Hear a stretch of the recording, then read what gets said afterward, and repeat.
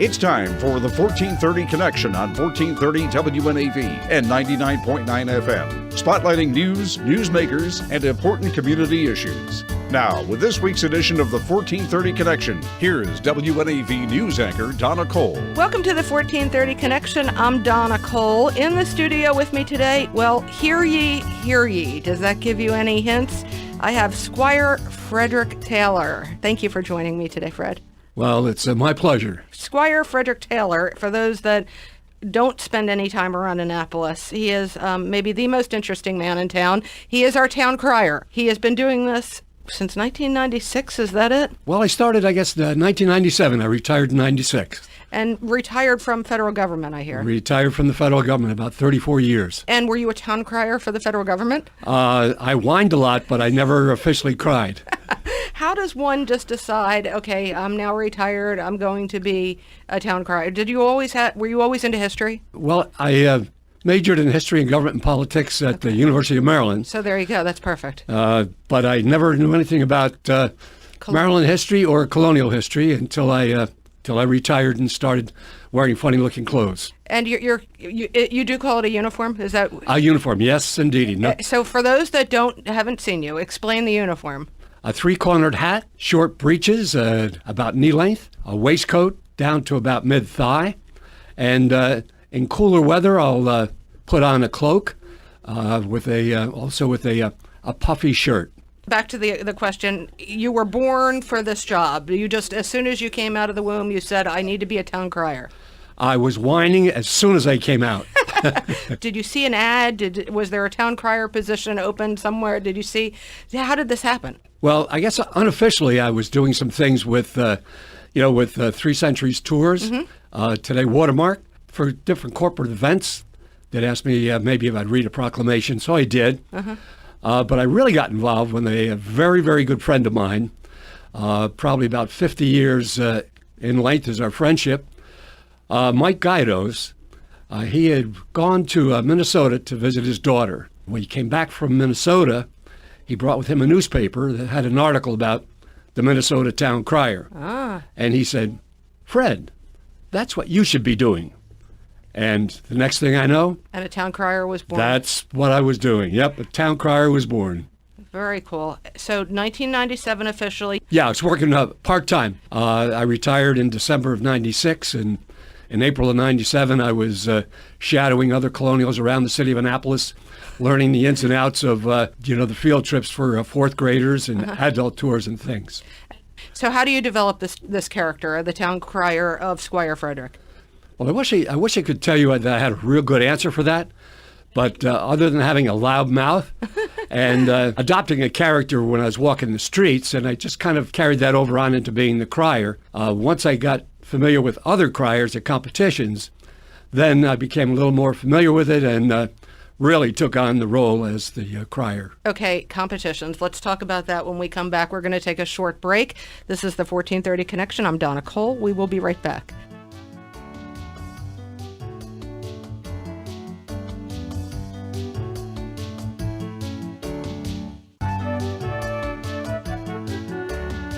Welcome back to the 1430 Connection. I'm Donna Cole. In the studio today is our most wonderful town crier of Annapolis, Squire Frederick Taylor.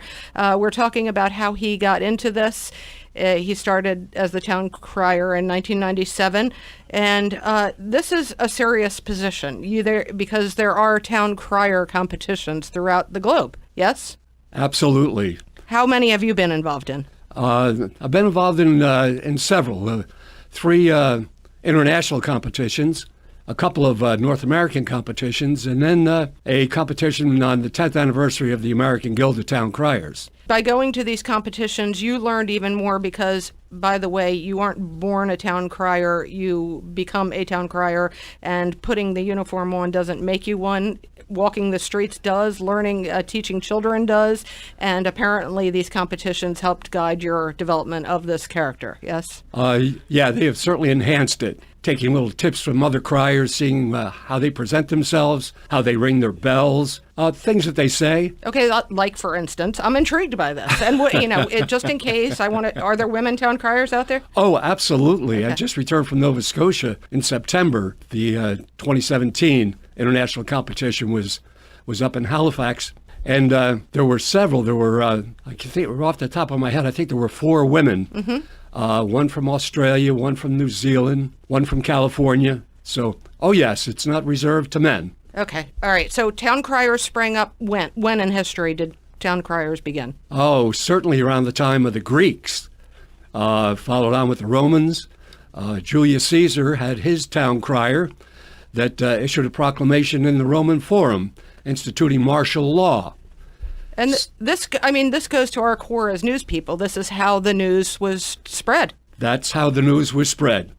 Crier would stand out in front of maybe a tavern, maybe a boarding house, and read the news.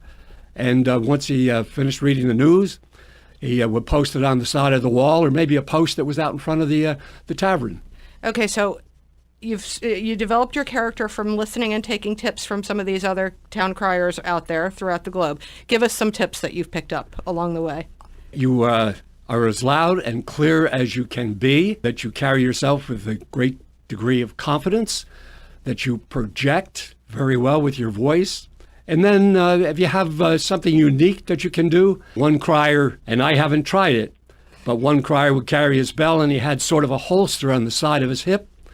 And at the end of him ringing his bell, he would flip his bell up into the air and then put it in his holster. When will you be trying this one? And by the way, you do have a bell. Do you have one bell or more than one? I have just one bell. Uh-huh. I received it when Ellen Moyer appointed me as the official town crier back in 2007. The Annapolis Royal Nova Scotia Crier went to the foundry in Nova Scotia and cast a bell. Oh, how cool is that? And it is the official town bell. Will this pass on to another town crier? It will pass on. Hopefully not too early, but it eventually will pass on. If you decide to retire from your retirement position at some point, are you responsible for training a new town crier?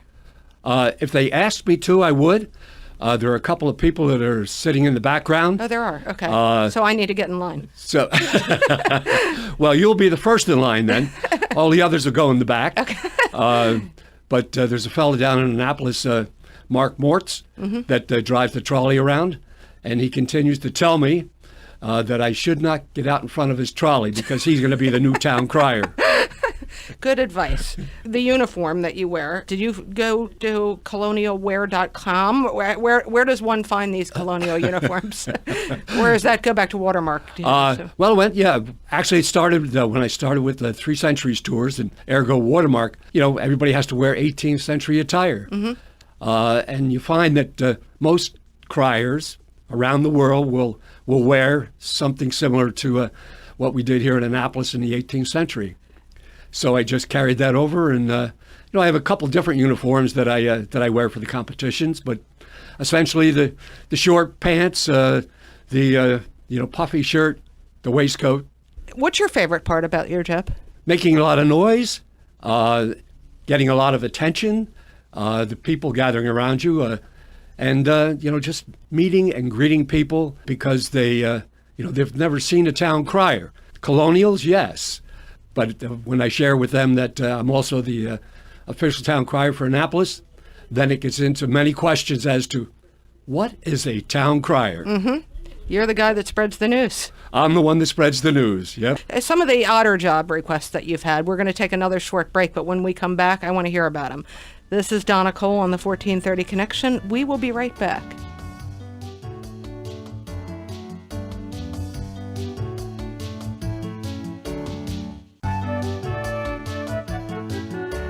Welcome back to the 1430 Connection. I'm Donna Cole. In the studio with me today is the most wonderful town crier there is, Squire Frederick Taylor. He is our town crier in Annapolis. You would recognize him from the uniform he wears around the streets and his loud voice and his huge smile whenever you see him. Do you have bad days? Because I've never seen you not smiling. I probably have, but if I do, I leave them at home. Do you immediately get smiles back? I mean, do people see you and stop you on the? It's got to be such a cool thing. Well, it really is. They do. They when they see you just in your colonial attire, they have to stop and look. And I wish I had a nickel for every picture that was taken. I remember not so long ago we had a French replica ship, L'Hermone. Yeah, the Hermone. Hermone, and they had some incredible uniforms come off that ship. Were you a little jealous? No, I don't remember being jealous, but yeah, they really did. That was just one of the most wonderful events that I was part of. Yeah, those French designers, I guess, huh? Oh yeah, and thinking that it was exactly made as the ship that carried Lafayette here, and absolutely. And it was, I think it was a really hot summer. It's got to be tough with the uniforms, yeah, on the hot. Yeah, days. well, I will forego the cloak right. in the summertime. You get a lot of smiles. You get a lot of reactions. You also do a lot of events. Tell me some of the events that stick out in your mind. Wow. Well, I'll tell you one of the ones that was the most difficult event that I ever had to do. Several years ago, there was a program that was in town in Baltimore. It was called the Miss USA contest. Huh? I received a phone call from the office, and they asked me what I was doing, and I said, just sitting here on the sofa. They said, well, can you come downtown because we want you to take some Miss USA contestants, meet them at the Calvert House, walk them over to the State House, introduce them to Governor Ehrlich, and then give them a little tour in the State House. I was waiting in the lobby, and Miss Oregon came through the front door, and I was dressed in my uniform, my attire, and she looked up and she said, "Oh, isn't he cute? And can I have my picture taken with you?" And it took me less than a second to say, "Well, of course you can." So that was a tough day leading these. That was a tough day. It was most enjoyable. I had a lot of fun. Well, you're a celebrity, so why wouldn't they ask you to have your picture taken? Okay, so other ones you've been involved with, Oscar winners I saw on your website, President Obama's cabinet, Jimmy Carter, and you are nonpartisan, by the way. We should point out you've made that very clear on your website and in person. Political, but not partisan. Okay. Yes, so it was Governor Ehrlich, with the Miss USA contestants, Governor O'Malley when he first came into office. I opened the General Assembly when he gave his State of the State address, and a couple of people from President Obama's cabinet during the 4th of July naturalization ceremonies at the Paca House. Mm-hmm. So I got to introduce them, giving the opening cry. So it's been a lot of fun, met a lot of interesting people. Of course, I always wanted to do a president. Now, I haven't achieved that success yet. Mm-hmm. An inauguration type event? Yeah.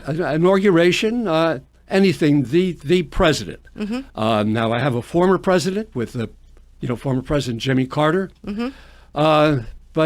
And what was he like? Absolutely a splendid man. What a mind he has. I was, a little concerned. He's been had some ill health. Right. But you would never know it talking to him.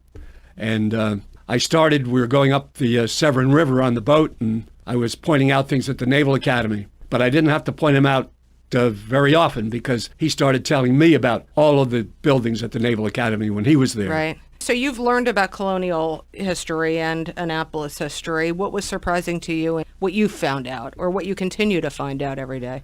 One of the most surprising things, and I found most interesting, was one of our signers of the Declaration of Independence, Samuel Chase.